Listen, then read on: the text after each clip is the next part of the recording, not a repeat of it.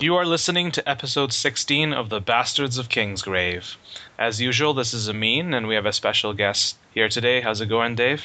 It's going really well, thanks. Good to have you on here. Yeah, Dave's one of my good friends for many years, and he's here today. We're going to be talking about Age of Empires 2, The Age of Kings. One of the best real-time strategy games ever, I think. Yeah, definitely is. I believe we have a lot of people in agreement with us. Yeah. And basically, I mean, if you've played the game, then you'll probably enjoy this episode. If you haven't, it's going to be a little bit hard to follow. But if you play RTS, you may want to follow. But basically, this is just going to be us going down memory's lane and talking about how the game was then and how it is now. One of the reasons why we're talking about Age of Empires today in this podcast is because we've been playing it again in its latest form, Forgotten Empires, which is an expansion pack created by some fan designers and modders. And so that's why we're doing it. And we will be talking about Forgotten Empires and the actual official release. It's the Age of Empires Steam HD edition later in this podcast. So if you want, you can just skip to that if you want to hear about the most recent news. But we're going to just start with talking about, our past, our history, how we got into this game, and just move forward in time. So I'm just going to talk about when it first came out in 1999. I think you and I had played RTS before, like you played Warcraft and stuff like that, right? Oh, my first RTS was, I believe, Command and Conquer. Yeah, I think I remember that. You told me about that. Yeah, and this was back in the modem days where, I was playing with my friend over the modem line, and my mom was babysitting back then, and there's a little kid. I told him, don't pick up the phone, but he would intentionally pick up the phone. I was like, you evil little... And he's just like, and I have to call my friend back, like, sorry, we gotta start over again. Just because the modem line was broken. Oh man, the luxury we live in today with TCP/IP even. Yeah, we're just having always connected internet, right? I remember how that was. Yeah, I played Warcraft by modem as well. I mean, I'll save that for another episode where we go into details. But anybody who's played by modem knows that that's a pretty old school way to play. Yeah, and we're really spoiled, and really like this internet has changed the way we play RTS. Oh yeah. And then I think Age of Empires, Age of Kings was one of those first games to take advantage of internet, mass gameplay. Yeah. And it was just worked out beautifully. Yeah. Well, I mean, we had the Warcrafts and we had the Command and Conquer and stuff like that. But like for a long time at that point, it was you either played Age of Empires like that, those games, or you played StarCraft. It was like a big divide. Oh yeah, you have the Asian crowd playing StarCraft. The Koreans that are just like basically on top of the leaderboard, and then you have the more of a North American crowd playing Age of Empires. You did have crossovers. People played some people played both. There was sometimes like the experts of one game would come to another, and there was like controversies. I remember all of this. Like there was like Mayman Matty who played this guy from StarCraft. But anyways, personally, like I remember you played on the Internet Gaming Zone, right? Like you remember? Yeah, Zone.com was a real good creation of Microsoft. It's just too bad that it no longer existed. Well, times change. It's funny how like you might put a lot of money or effort into a product then, and then it's not really relevant anymore. Right? So it's not even up, right? They don't even have the free games. I don't know. I think they actually they had good foresight. Imagine. Yeah. Somehow that got implemented into Windows Mobile, or they have some platform similar to Steam, because that was kind of the precursor of Steam. It kind of was like Steam, except like you still bought like physical copies of things, but at least you had like it was there. It was a good network. Like it did what it needed to do, and you had ladders, you had like rooms, you had everything. Yeah, it really got the community together. Yeah. Well, that's the thing. Like back then, so like you've gone to Age of Empires Heaven or Age of Kings Heaven before, right? The website. Yeah, but I was never overly active on it. Because you were actually my proxy on there.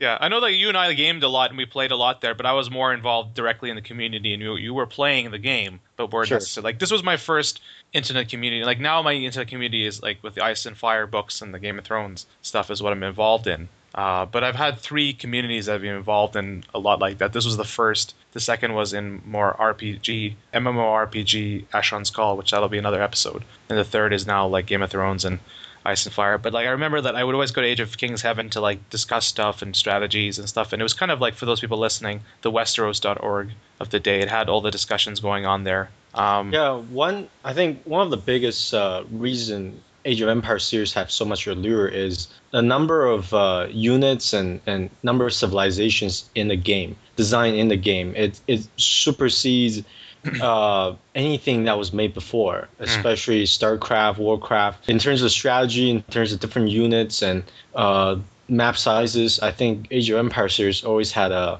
more creativity in people coming up with different strategies.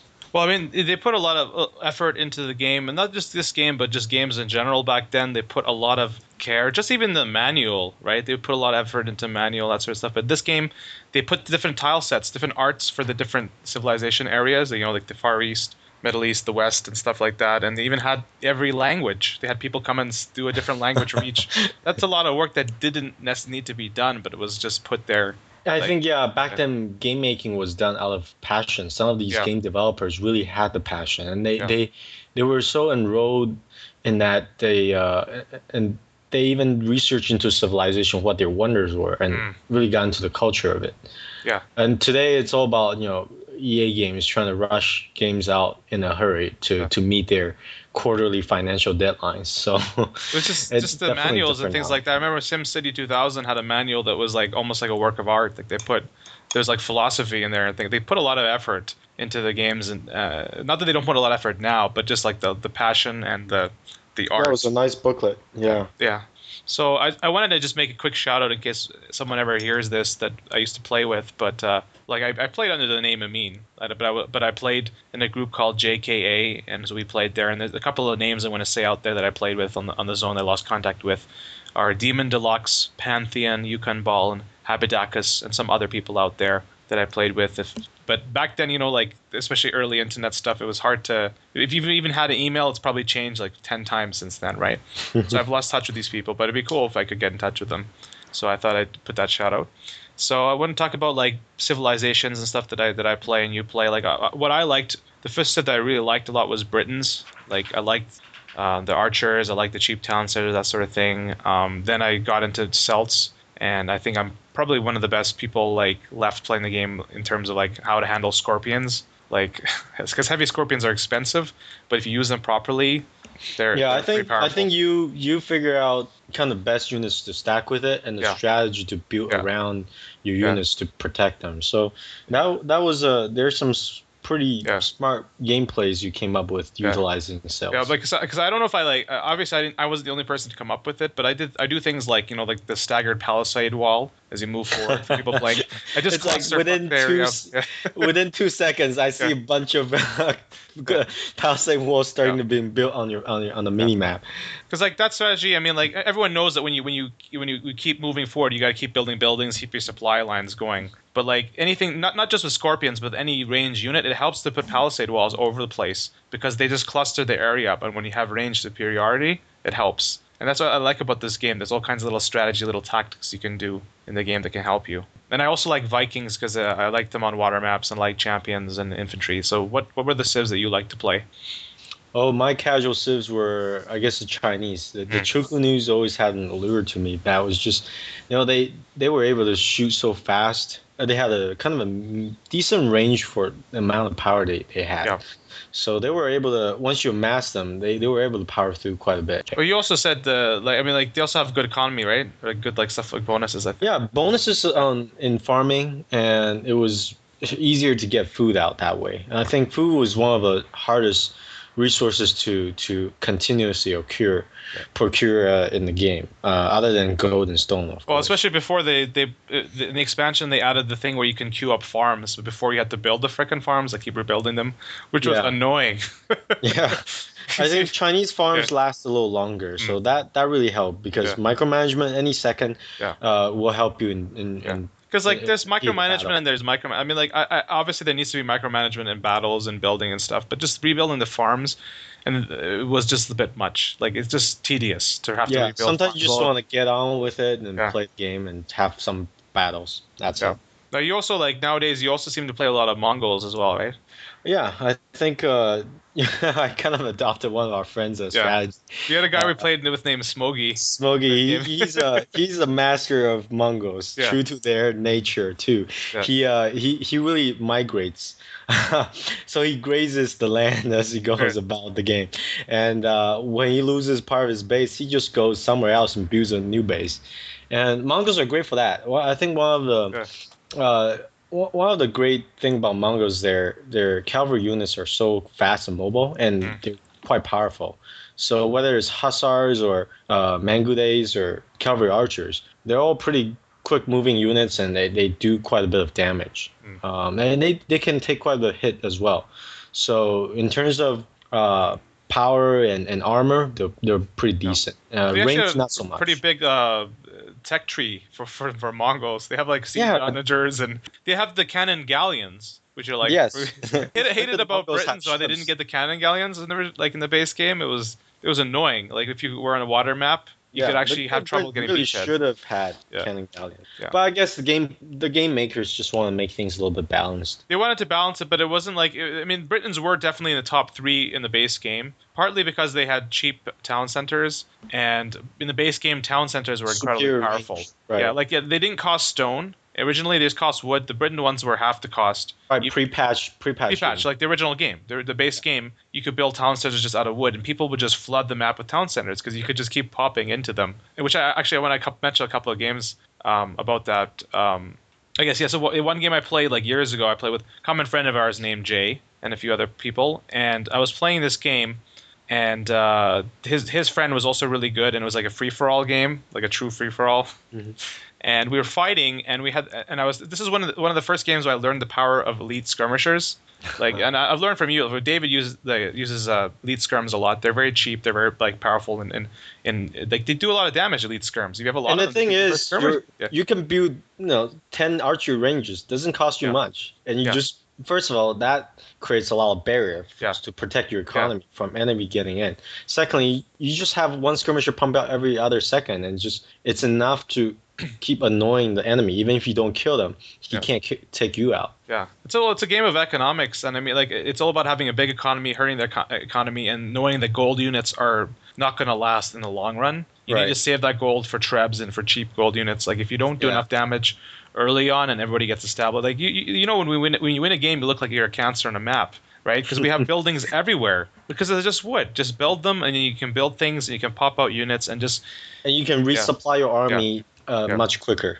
So I was Vikings in this game, and I was playing against the guy who was Vikings. The other guys were doing stuff, but we had a huge sea battle. It was Baltic, which is one of my favorite maps. Oh yeah. Yeah. Baltic. I like having water maps. I hate how in this game and some other games people just gave up on water and would just play land all the time and just like Arabia. Like, come on, how boring is that? They put all these maps in there and they just play Arabia all the time. It's It's like like Warcraft 2. People yeah, play Garden of Garden of War War like all the time. It just and like nothing else. can you like are you so like scared of losing a game because you haven't memorized like all the strats for one map to All the play some other hotkeys to press yeah at certain yeah time. and all like the certain areas of the map like it was just but anyways so we were fighting and we had a sea battle and then he was winning that so I went by land and I sent champions and arbalists and I was killing him and then he just kept sending skirms, and he was barely holding me off, but his skirms were like killing me. And I sent onagers against his skirms, and he was killing the onager. Like it's just because The range was enough. skirmishers Yeah. are powerful, and even now the later developments are even more powerful. So then that game I was pissed. I was like, okay. So I stopped building gold units, and I switched over to light cav and town centers. And I started like flooding town centers. I was killing his skirms with town centers. It was a great game, and then we realized that Jay had killed the other guys and had this huge Teutonic Knight Paladin army. Oh. And so we like called a truce and ended up fighting him and had like this huge battle with him. And our friend Jay is like, if you play the game, you know about regicide, obviously, like protecting your king, and if your king dies, you lose. That's my favorite mode of the game, I think. Right? Is it the regicide, right? Because And that is kind of a true to yeah. reality, I think. Well, because it's kind of like your representative, I guess. The king is you. But our friend Jay, he always builds like a king castle when he plays regicide. He's very good at protecting his king. He always has a king castle. And in this game, he had like 50 trebs outside his castle. Oh. So we ended up having to kill. It took like forever to kill him because 50 trebs would fire. That is a waste of I know. you know He could have put count. that 50 trebs gold into actual units. Yeah. But at that time, he was good, but he wasn't as good as he would become later on. We all started playing together. At that time, so he put it into that because when you're like still developing player, you don't think to do these things or you don't trust that you could win like in a long war. So that was a great game. A couple of things I wanted to mention about the base game that got fixed later is one thing is you could do. We talked about the town centers that were incredibly powerful. I mean, the Teutons had like 11 range or something ridiculous on their town centers. Especially in garrison. Yeah, it was a big problem. Like they did need to fix it. I found it annoying because I loved building. Whenever I boomed, I would build tons of town centers, and now you can't. You have to build less of them because they cost stone. But anyways, another bug that there was in there was the fish boat bug, was where you could put the foundation of a building on an island and send your fish boats over and build it by the shore, which is pretty funny. It would take forever to do so, but you do that. Another bug that was in there, I think there was like you could take people over people's farms and just farm them like forever. So there are a couple like little bugs in there that got fixed with patches in the expansion.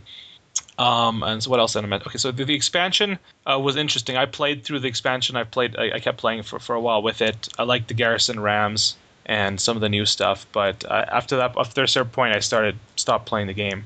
One thing I wanted to mention again, I don't know if you ever got to play this, but it's Shimo style gameplay. Did I tell you about that before? Shimo style? Yeah, a little bit. Yeah. So, it's quite interesting. Yeah. And it sounds kind of scary. Basically, it's like a free-for-all with Regicide, except like you have open teams, so you start all neutral and you can make deals with each other. And it's really good because if one person starts getting powerful, you make deals with the other person. And the final game, there's no allied victory. There can be only one victor. But let's say like somebody's beating on you, you can like surrender and like they'll take your king and put him in his own castle, and you'll be like his vassal. and then if you betray him, he can kill your king because he's in your castle. He can like let you out and kill him. So then you do that, and then you might try to make an army to like rescue your king, and he might put like a wall around his castle with like bombard towers to like keep your king hostage. It was a very mobile and fluid game. It's like Game of Thrones, the board game, kind of like, you know, there's only one winner, but you make alliances on the way there. A lot of scheming, a lot of deceptions, and it was a great game, and it's the type of thing that nobody ever does anymore, I bet, in real-time strategy, because they're just all like so robotic and just playing one map and build orders. They don't even think of like playing something like that. Because it was always a problem after the first couple of years, especially after the zone went down, is to find people who would play Baltic or who would play like Coast or play any other map other than Arabia or occasionally Black Forest. It's like either they want to have no forests or full of forests. I think it's Age of Empires 2 specifically is one of those games that each game would really last like 2 hours. Oh, they were long games, yeah. Easily go into 2 hours. Yeah. Well, if you get past the rushes, right? You either have a rush that ends the game in like 20, 30 minutes, or if you get to Imperial Age and get going, especially a team game, then it can take a while. Yeah. Do. And it's really fun. I mean, it's exhausting, but at the end of it, it's so satisfying. That's true. You do want to, that was the thing. You wanted to play with people you knew and have good games, because if you put like 20 minutes into the game and somebody just quits, it was freaking annoying, right? Because you just lost 20 minutes there. Okay. I think Age of Empires 2 had a really long following of loyal players. I think on Zone.com, it still retains popularity for many years after. Oh, yeah, and it's still going now. In fact, we'll talk about that in a bit. I just want to go over first some of the other stuff we did. So I knew like a clan called Dark. Like there was Dark Jihad and Dark Blue and stuff, and some other players, and I played with them. DARQ. Yeah, DARQ, and that's the title that I actually use now sometimes because the clan's gone. I like to use it, but a clan that we actually founded years ago, but still years after the game started, was Phelan, Faelin, which I think means like wolf or something in Gaelic or some other northern language. I don't know where I got the, or it probably means wolf. I was probably trying to get it from like Game of Thrones. But you, Smokey, Jay, and a few other people were in Phelan. And I'm just looking here at Phelan games that we have. I remember there was we played a couple of games where it'd be 4 and 4. Me, you, Smokey, and Jay, like we play like Team Islands. Right. And I remember like this particular game, like the enemy, and it was against, I think, the Nitros. Do you remember Nitro Doug? Yes. Yeah, because you were Phelan Doug, and there was Nitro Doug, which is like your there's like Nemesis. Someone created an alternate reality of me. Yeah. So we were playing them on Team Islands, and they invaded us our island early on, but we managed to like hold them off. Like that's the beauty of team islands. If the four of you start on an island and they start on their own island, you can have huge battles because rushes could be fought off with Yeah, coordination. you can support your teammates easily. So we fought them off, and then we started going to the sea and fighting. And I ended up what I like to do about team islands is I often like to give up on the sea, let my allies do it, and just like get a beachhead and start building on their island. So I did that, and you and Jay started building fleets, and then like Smokey was like, "Oh yeah, I'm gonna make some sandwiches," and he like just left in the middle of the game. So it became a 3 versus 4, and it was basically. And this wasn't the first time Smokey has done that. No, he does. I remember one time it was just we were fighting a tooth and nail against the enemy, and this was on the zone 2, it was multiplayer, and Smokey never responded. We were like, help, Smokey. He never responded. He just like does his own thing. And then like 25 minutes later, when the battle was over, we're still like it was kind of like a tie. And Smokey came back and said, "Oh, sorry, I just got back." Yeah. And we're like, "Where were you?" He's just said, "I was making a sandwich." Yeah. Well, that's what happened in this game. He came back and like we had just like almost turned the tide, and then he came back and that was it for them because we had a third person who was back to 4 versus 4. We crushed them. I think we were crushing them, and then the game went out of sync or something. It was one of those games. I hate it when out of sync. Out of sync, which means they tried to cheat or they pulled their core. Someone pulled the internet plug, Ethernet cable. Oh, we were beating the Nitros. Another clan we played was Hydro. And Jay and I played 2 versus 2 of them, and then Jay was good. Jay had a problem that his game would occasionally crash. It was a problem with his graphics card, so his graphics card crashed like 7 minutes into the game. And I said, okay, like let's. And we were really rusty at this time too. Because when we played this game, we played seriously for that year or a half when it was out. Then we do like come back and play like a couple times, and then casually for a month or something, and then like a year later play again. And we were playing like once every year or so, like kind of like sporadically, right? We weren't like active, and so it was more of a nostalgic factor. Exactly. And so in this game, like when you don't play it actively, you lose the ability to get to Imperial Age as quickly as like the people that are playing every day. Yeah, the hotkeys are sometimes muscle memory. You really just get used to what keys to press. I mean, like that's always been ingrained in my head, even now, right? It's still there. That's why when they changed the hotkeys, not for me.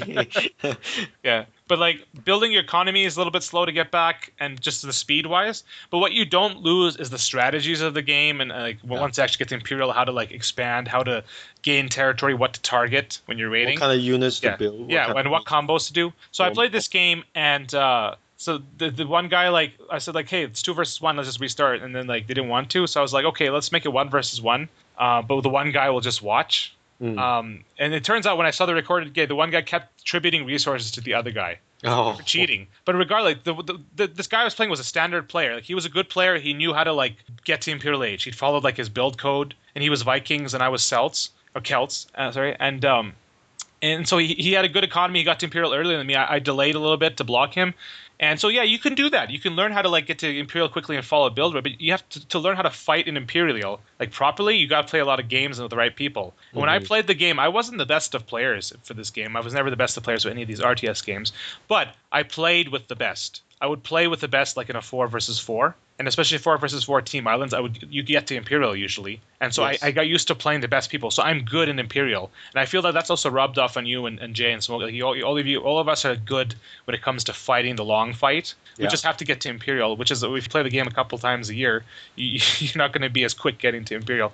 But anyways, this time I made it to Imperial. He comes in with like a ton of champions and floods me. And I'm still getting the upgrade to heavy Scorps. It's still light Scorps, but I still kick his ass because Scorps own champions, right? And so I have a write-up for this. Maybe I'll put a post to the couple of write-ups that go into detail for this game. But like I just was destroying him because I was just killing his champions. He tried saying archers, and I countered with skirms.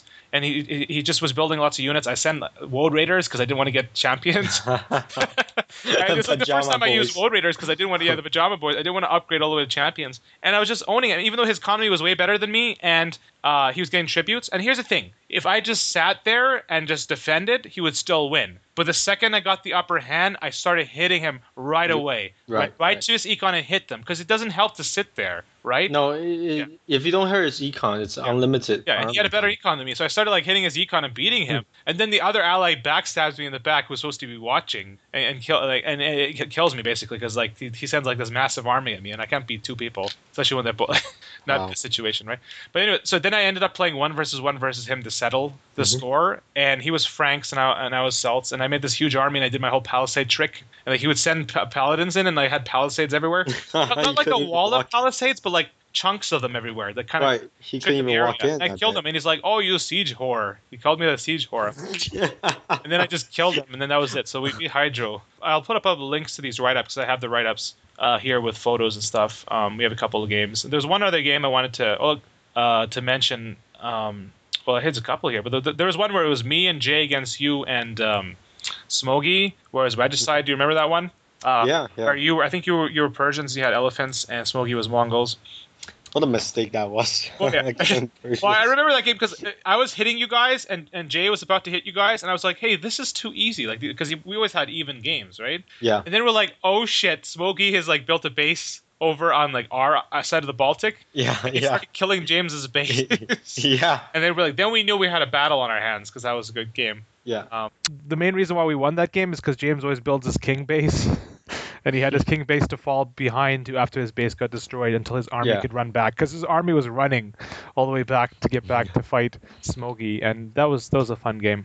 Yeah. So, but the problem is that the elephants were just too slow. They were useless. They're just too slow. I mean, they're expensive, but they're too slow. And if you get the very expensive. I could never mass enough, so they always get mowed down. Yeah. Well, if you the problem is, you could put them in the enemy base. That's one thing, but to get 200 to the enemy base to resupply them out of castles is not going to work. And they're just too big of a target. Yeah. You know, they take up so much space, so you can only fit, say, 5 on a narrow strait in the Baltic. Oh yeah, I remember that you were trying to come around the corner. And I was just scorping. I was like firing scorpion bolts, and it was just hard to get there. The edges of Baltic, except for the corners, does not have much land to walk through. So we had control. When you have a lot of elephants, so it just doesn't help. Land, They get mowed down. Yeah. I remember that game, and I remember like later on trying to suggest like maybe elephants should cost less gold, or like you could build them in a stable or something. Yeah, and then all these people were like, "Oh, but like you have to protect your elephants with cavalry archers and cannoneers." I'm like, "Come on, really?" By then you have no money to I know it's just like this is ridiculous. It's like you guys even like.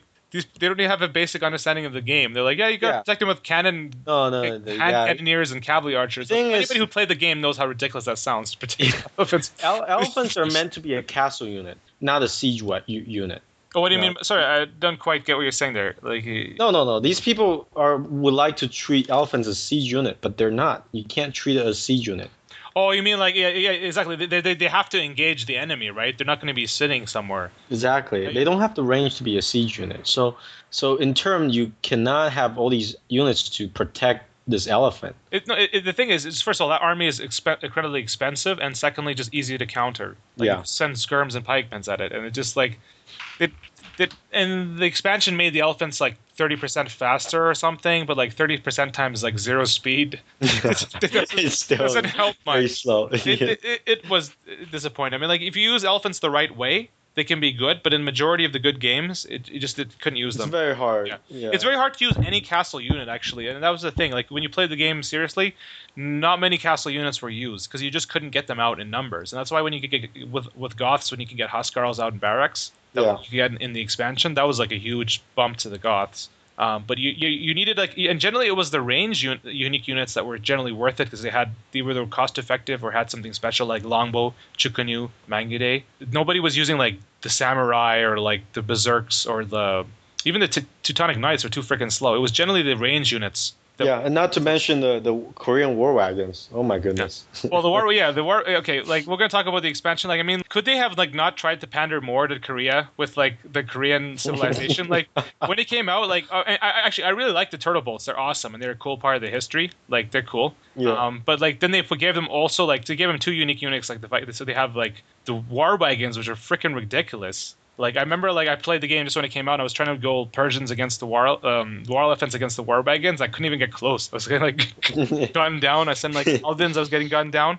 Yeah. Here's how ridiculous the game was come out. And you know they basically were trying to cut into the StarCraft market in Korea and get into the gaming market in general. So the British Longbowmen had the longest range in the game out of a normal unit, other than the siege, and that was 11 range. Okay, and then with the expansion, you could go up to 12. the Korean siege onager was 13 range when the game came out. 13 range.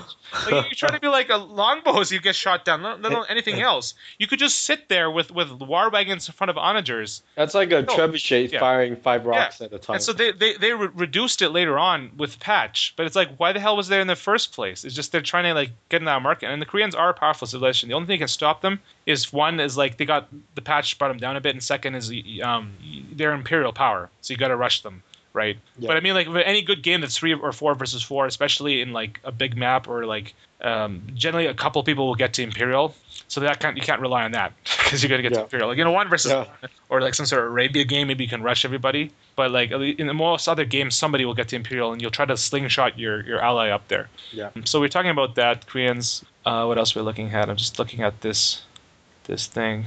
Yeah, I think I won't talk about the rest of the games. I'll just put links up. If people who really like the games want to see some of the good games, we have recorded games and screenshots from back then. I wish I had more from the days when I first played, like when it first came out. Most of our screenshots are from like the couple of years later when we were playing just for fun, like coming back as the Phelan clan. But I think we're using a patched 2.0C. Yeah, I mean, if somebody actually wants to play these and has trouble playing them, they can just email me and contact me or post a comment, and I'll like let them know which version to play it with. But I think the thing is, we at times we played unpatched and times we didn't.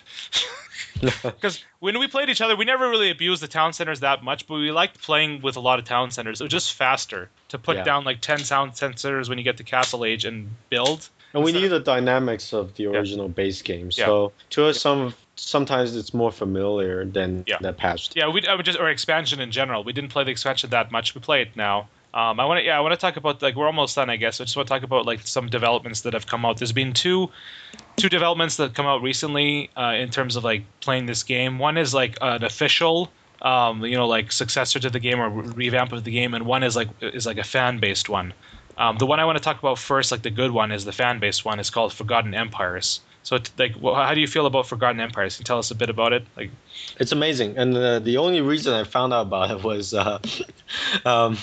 I purchased the Age of Empires 2 HD edition, which is the official continuation of AOK. Yeah. It was so horrible in its initial release that everyone complained about it. And through the forum, I found out, hey, people were recommending Forgotten Empires. So I checked it out, installed it, played it. Hey, to my surprise, they actually added civilizations. New civilizations. Oh, they did, yeah. With they have Italians, and they have a couple other ones up there with a new tile set. Mygars and the Incas or something. Yeah. Well, they did things that the game needed. First of all, the game had a population limit of 200, and now you can go up to like 400 or 500 or something. I'm not sure. We've never played more than 400 because it's hard to manage your units. And one of the biggest things is for anyone out there that plays regularly against computer, they'll know that no matter how fast your computer is, it's going to lag when you get down to everyone having 200 units. So the game makers of Forgotten Empires, the fan-based guys, developers, they actually improved on the engine itself and made it so that the frames per second did not lag. The game was much smoother, and the dynamics of it, they really improved a lot of things. They added new civilization specific bonus as well. And the techs, like each civ gets a special tech now you can get. Like they've distinguished the civs more. They've added more stuff. They've balanced stuff. They've changed things. They've really. So castles get 2 levels of tech upgrades, which was. You get the unique tech there, yeah. And the other, the one thing that I found annoying, but I mean it's legitimate, but it took a while to get used to, is that the bombard towers do crap against rams now. Rams are more powerful. I swear to you, rams are more powerful in general in this game now. And very fast. Yeah. Because we were playing Mongols. We were playing against the Mongols the other day, and the Mongol rams have always been faster. Like, that's a bonus. They were like faster than your paladin. My paladins you're trying to catch up to the ram. It's like driving by. Yeah, I was playing Teutonic Teutons, and my paladins were just the horses could not keep up with the ram being pushed by people, and I was just wondering what the heck is powering those rams? Is it like some diesel engine or some sort of like Ferrari ram?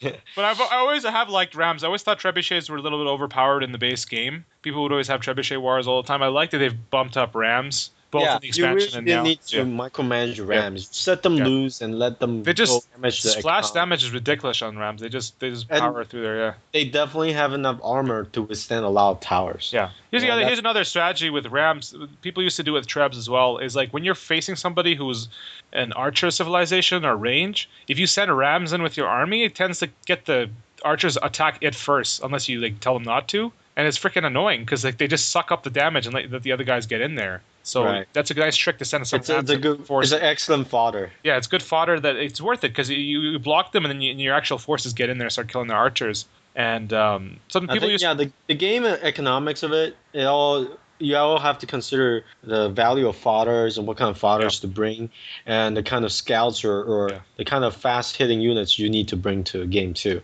And plus the siege and the range.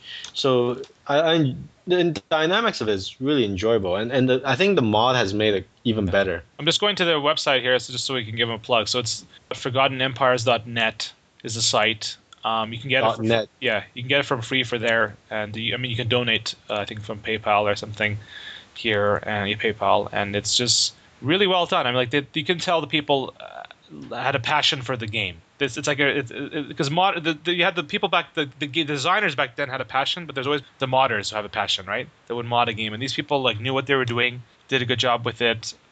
Is that all I want to say about Forgotten Empire? Just in general, like even they fixed the screenshot thing. When you take a screenshot at the end of the game, you can take a huge resolution screenshot now, way more than before. It's like 300 megabyte screenshot of the map. Like they really, it's like almost like a code rewrite of the game in some areas. And I think with the official version, Ensemble Studio selling the license to the modders and to the people who made HD version. Yeah. We really didn't see the need to go HD because the graphics wasn't so three-dimensional. It wasn't like they're gonna have to rewrite the engine anyway. So the improvements they did were minor, and overall we felt that Forgotten Empires put in more work, more worthwhile work. Yeah. And it made the game a lot better, a lot more bug-free than the paid version. So I wouldn't actually mind paying for Forgotten Empires. I would pay for Forgotten Empires. It was a charged model. Yeah. So too bad they didn't have a revenue model, but if they did, I would definitely... The thing with Age of Empires HD, so this is Steam has got like some company made it. It's on Steam now, like with a partnership with Steam. They struck the deal. Yeah, right. Like the good thing about like Steam is you can go. It's a community, and like that's what we wanted was AOK on Steam so we could play people, right? Because it's hard to replace its own.com. Yeah, replace its own. Have people who can play, and everybody coming to the game like playing it now is somebody who has passion for the game, who has played it before. They're old school players. Do you remember when Steam went out? Zone.com went out. Well, it kind of went out like a whimper. Like it wasn't really like. No, Microsoft shut it down, so the community really just died. Yeah. Well, it went on to other servers and things like that, but it died over time because wasn't as those are stupid. Like they had ads, or it was just hard to get into. Steam is a real community, and a lot of people who are in Steam played these kind of games before, and a ton of people like when they saw Age of Empires HD came with hope and they got the game, pre-ordered it, right? We pre-ordered. I pre-ordered it, and you get it. First of all, like it's almost no improvements. Okay, whatever. Let's say there's no improvements. It's slower than the original game. Like it was. Okay, I think it was because don't make it worse. Like it's worse. I was running the resolution of 1920 by 1200, and with that kind of screen resolution, I had a lot of units on my screen at one time, and it just lagged. I couldn't get my frames per second above 20, even though I have a NVIDIA GTX 560 Ti. A very modern graphics card for such an old game. You have a very powerful computer, like for this sort of thing. I mean, and see, I was running it at normal resolutions, and I didn't have that many units, and it was lagging. It was. I remember when we played this, and we're like, we got to play when we went back and played the normal game, and we're like, oh, it's good to not have lag. The whole community was so looking forward to this. Yeah. It was a way to reunite all of us and get back into the game we really all love. Yeah. And I think there was on some deal forums like slickdeals.net, people were starting to get back into this. Oh, I remember the old days. I was playing it.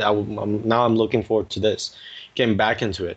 And this pay version, HD version, really just crushed all of our hopes.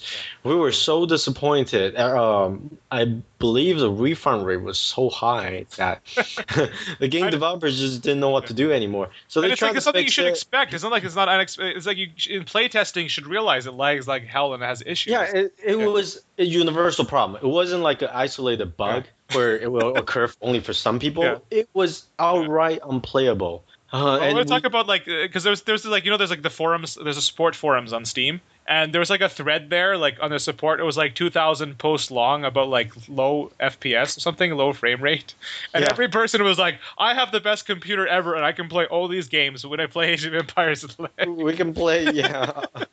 Oh, man. Pissed. And see, the changes that they did do were stupid. Like they went and they changed like the food looks a little bit different on like the mini map. Like why the hell change it? Like it looked better before. And it does nothing. They changed like the fire looks a little bit different. It's like this stupid. Forgotten Empires has so many unnecessary changes. They spent time making unnecessary changes. Well, I think what they did is they did nothing, and then they just make crap changes to make it look like they did something. Yes, yes. So they wouldn't say. You wouldn't be able to like, blame. All we needed at the least, like if like first of all, it should have the things that are in Forgotten Empires, but even doesn't have that. At least have it like be faster, if not at least the same speed as the original game. And it wasn't even that. It was choppy and probably it was a step backward. Yeah, it was a step backwards, but with multiplayer. Like so how good? But it was so unbearable. If Forgotten Empires was on Steam. That would be it. Steam should have gone with Forgotten Empires, put that on Steam, and it would have been great. Not this freaking like. It doesn't even look that much better. Like does it really look better when on your screen? Like it's not really a game that it was. It was never really the graphics that was a part of the game. The graphics are nice. And the thing is, with Forgotten Empires, you can change your resolution too. Yeah, you can. You're right. You can get better resolution now, right? And oh, guess what? Remember when you tried to take that screenshot of the game in HD? You can't. I don't think you can do any. Like at the end of the, you can't do the big. You can't do the big screenshots. In Forgotten Empires, you can get like the huge screenshots of the map where you can zoom in. You can't even do that in HD. Like this is the game you played for, and you can't take like huge HD screenshots of it. And I think there maybe some people who played both these games will hear this podcast and will agree with us that this problem. Now I've heard there's been a patch, right? There's been a patch. There has been quite a few patches, but there's still some minor quirks. Yeah. And basically the hope has been lost, so I'm not bothered going back. That's the thing. Like you shouldn't even need patches for something as simple as frame rate. Like that, if you're having issues, don't release it. It's not like, oh wow, we've been developing this new game called Age of Empires. Like when the game first came out, maybe this has been an issue, but not now. When you try to improve on a game by sacrificing some of its playability, that's actually a step backward. Yeah. And I think Forgotten Empires is definitely like 2 steps forward. What they've done with a new civilization, they continue the spirit of the original game developers. They researched the civilizations, they added Italians, the building facade, everything looks very different. You have elephant archers. Right, the Indians. Yeah, I know, if Indians in there. I think it's. So they did a good job creating new units, new civilizations, and basically breathing new life into good old classic RTS game. Yeah, that's basically. I think I've covered what I want to say. I'm just trying to open up Steam here because I want to look at a couple of the comments on the forum. I don't know if you want to. That is just sad. So I think all I saw was people asking for refunds, and people complaining were just saying, "Yeah, get a refund. Yeah. It's better in the long run." I think I didn't get a refund because I figured eventually it might get to a playable level, and then I could. But the thing is, they've taken our trust and ruined it. Yeah, even if it gets somewhere, they should have done better with this. And releasing a game that's not playable is just horrible. It's a bad thing to do. Yeah. People just have really lost their trust, and I think it's not worth it anymore to continue. Let's see, community. If you think of anything else you want to talk about while I look for this, let me know. Okay. Let's see. I think it's been a good chat. I mean, people who've played Age of Empires know what we've been chatting about, and if you haven't, but if you are into real-time strategy and you want to play an old-school game, try it out. It's still a fun game. The expansion pack, play Forgotten Empires. It's the most developed form of the game, and it's a playable game you can play with your friends. Yeah. Because it was a creative game. It wasn't just conquer the world. right? You had lots of games where like, you kill. No, it wasn't about total annihilation. Yeah. There are different. Well, I mean, you could scenarios. play it like that, like to have that Sure. conquest or whatever. But like you had Regicide where you had to protect your king. You had Wonders where you build wonders. There's so many games I've stolen by building wonders. Oh, by the way, and that's why everybody loved to play Conquest because they could like, oh, wonders. Yeah, I don't. Heaven forbid they have to place like some strategy and take down a wonder. No, they want to play Conquest all the time. Yeah. But lots of games I've won by wonder. Like if you learn how to build them in the right place and delay and that sort of thing. And Naval Technology was quite interesting. This game has good naval technology. Yeah. You could actually make a very interesting naval battle, and overall it just has very many different. Ships are awesome. Yeah, they like adding the ship element with all the stuff going on there. Sports demo ships and fire ships and. That was good. I don't think I've ever won a game by getting all the relics, because it usually the enemy could get one of them and block it. But that was fun. You could get a game by And I think one of the saddest thing, and the reason why we're still playing Age of Empires 2 was because Age of Empires 3 was not a very good continuation. We might as well mention that. You're right. Let's mention Age of Empires 3, which I've played a couple of times. But from my understanding, and especially when I'm playing the game, it's if you play it a lot of times, you get points or something that make you stronger. Or like basically, this Age of Empires 3 came out after Warcraft 3. Yeah. So the hero system really got them intrigued and saying, oh, that has a lot of popularity going after it. So they tried doing the same thing. And there was railroad and point system and so forth. It was just getting a little out of hand, a little overly complicated. The amount of different types of resources required to build your civilization up was a little bit overly complicated as well. And the look and feel, it just got a little bit too cartoonish, I think. They weren't so strong-willed. They should have stuck with it and made Age of Empires for the sake of Age of Empires, instead of trying to follow a footstep of Warcraft 3. But I remember playing it with our friends, and I remember because they had played it more, they had some sort of bonus. They were higher levels than you were. Is this like an RPG game? Like this is supposed to be RTS. Why is it that because you've played it 30 times you have an initial advantage compared to somebody? This is not RPG. This is RTS. Playing it many times should make you better at playing the game, but not give you inherent advantages in the game. That was just dumb. Like I like that you all start from the same place. We play silly of Microsoft. Yeah. What they should have done is sell unlock packs that would get you to level 50 immediately.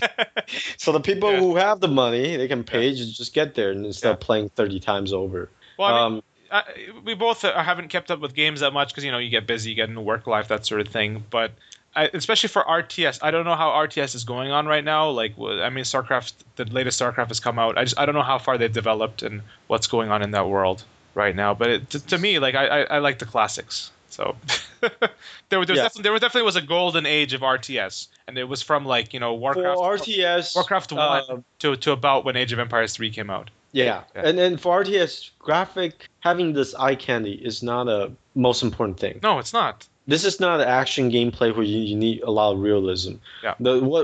The realism we seek in RTS is the authenticity of the technology, authenticity of the civilization, how you represent them. Well, and the other thing, even fictional, still you could create something out of that, and just make sure that it's balanced, and there's always a counter to everything. Yeah. The dynamics is balanced, and there's always a lot of strategies you can use. That's what makes a good RTS. Well, because they have to balance gameplay versus like matching history. So that they made every civilization kind of fit kind of what it was like. Mongols were more like quick at raiding and stuff, but they cared about balance too. Because if you just do history, then it's boring. Like it's not going to be unbalanced. So they put the right balance there, even with the wonders, which is cool. Like most of the wonders were pretty good. A couple of them were like I think they got wrong, or like they didn't have a wonder, so they had to put in one. Mongols. It's like a giant tent. So which existed, but it wasn't really a wonder. Like, but you need to have because this gameplay balance, right? You have some representation. Yes. They put a lot of effort in there. They really developed it, and when you play RTS, it's not about the graphics. It's nice to have graphics in any game you play, but it's about the gameplay.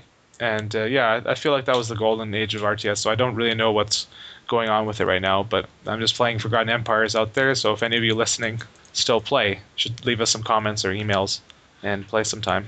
But yeah, good talking with you. This has been fun. Thanks for having me on. Sure, and we may do some future episodes.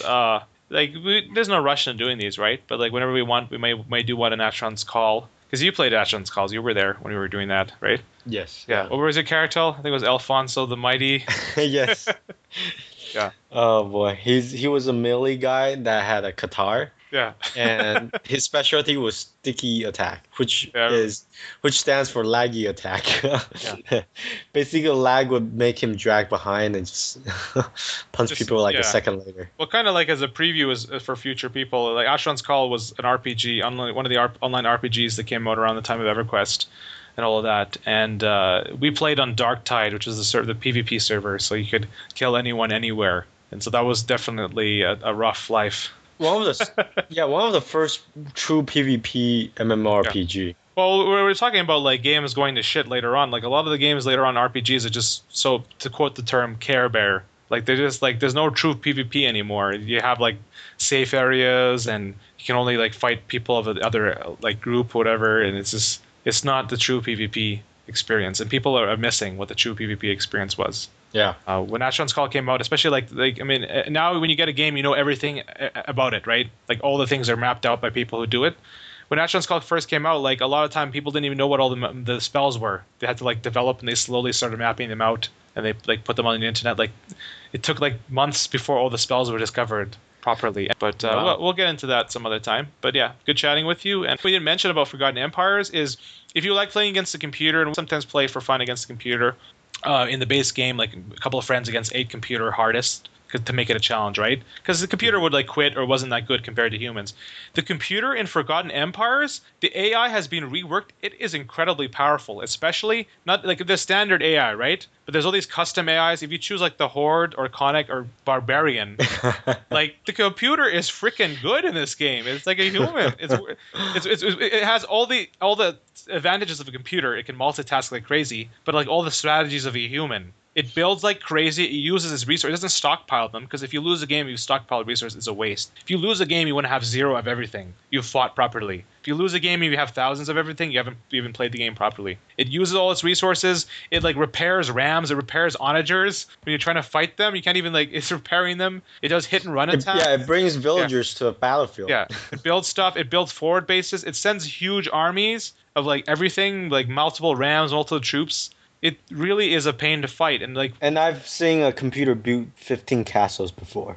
Yeah, well, the computer always built like a shitload of towers. I think they've switched to castles, which are more effective because they build out of them. Yeah, and they build like forward towers. It's incredibly powerful. And the other day we played a game. It was probably one of the hardest games we've ever played. It was Team Fortress, which we were trying out, which is cool. It was me and you against about like the 8 computers, like, but they were all in their own teams. Like it's usually better to do that because the computer's so good that they wear down, and then you fight whoever survives. And we put 2 barbarians. Obviously, the 2 barbarians survived, and they were freaking powerful. And you were Teutons, right? You weren't quite used to Teutons, which is because it's tough. We were usually used to. Yeah, I rarely played Teutons. The only reason I was just wanting that punch unit. Yeah, to build like which came in handy later with the paladins, and the knights were too slow. The Teutonic knights, they were no use. But paladins were slow too. You had good healing and stuff. Yeah, the paladins are slower than expected. I don't know. That's just the way they are. But we were like constantly attacked for hours by these guys, and we barely were holding them off. And that game lasted 4 hours. I realized that if you garrison your bombard towers, you fire the 2 cannonballs. So I started doing that.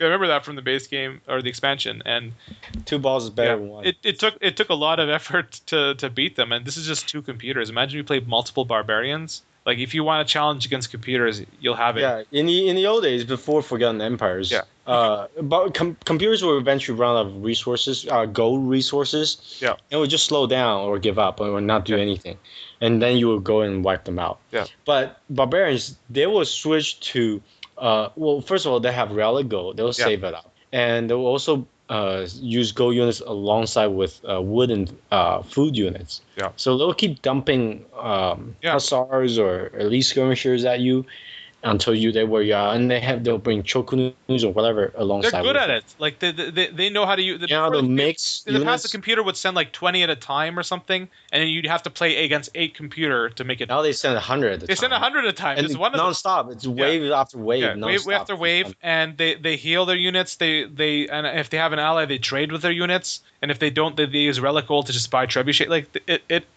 it's a testament to the guys who made Forgotten Empires. They coded such convincing AI. Like they've really. It's like the best human player that there can be. Yeah. Like, I think the only way to beat these guys is like, let's say you played like a 1-versus-1 Arabia or something, like where it was open, is to rush them. Because I think humans are still better rushers. They know how to rush properly. So if you're a good rush, you could rush them. But if you're facing like these guys on like Imperial Age battles, like gone is the days where one person can beat 8 computer. It's not going to happen. Yeah. In Imperial, you're going to get crushed. Like and that's a testament to the guys. And I think one of the best advice we can give for playing against computer in Forgotten Empires is play regicide, so you have a chance at least winning. So you can kill off the king, because it takes forever to wipe them off otherwise. The last game we played, we did earn it. Like we did, like when we killed the king, we were crushing his base. We did, but yeah, we had to sneak around and kill the king first. The first guy, yeah. It's good playing. Anyways, thanks for joining me. And we'll see you next time. Thanks for having me on. Sure. That was fun. Cheers. I thought we should have started with talking about Forgotten Empires. Like, why we're talking about this episode, why... Okay. Maybe I'll move like that stuff to the front, maybe. Yeah, so I'll see how it sounds. We were saying that Smokey was really good at being mobile in the game, right? Even if he lost his base, he would keep moving around and just keep building. And as Mongols, he didn't even need town centers anymore. He just kept building lumber pits and gold mines and just mills. And he would really like the Mongols now, like in the Forgotten Empires. They don't even need houses anymore, right? Because of that, you need tech. No, once you build the houses. If the houses got destroyed, you still retain your population room. So anyways, in this game, it was 2-versus-2 Arabia we played, and I'll tell you, like, Smokey and I, both of us lost about 90% of our base over the course of this game. We kept rebuilding, and we won this game. I got to Imperial like 50 minutes in, which is really late, and we won this game because we just kept going. We wouldn't give up, and we did little tactics. Smokey was Mongols, and we were fighting like the Franks in Arabia, which is quite common. He was using camels properly and doing hit and run. When we were hitting them and we were trying to like take their base, sometimes it's worth to build like a wall around your trebuchets, even a palisade, if not a stone wall, because it's worth it. Just to be able to take down a castle is worth to put a little bit of stone. So we were just using little old-timer tactics against them. We kept fighting, and we ended up winning. And I think I have that recorded game up there somewhere as well.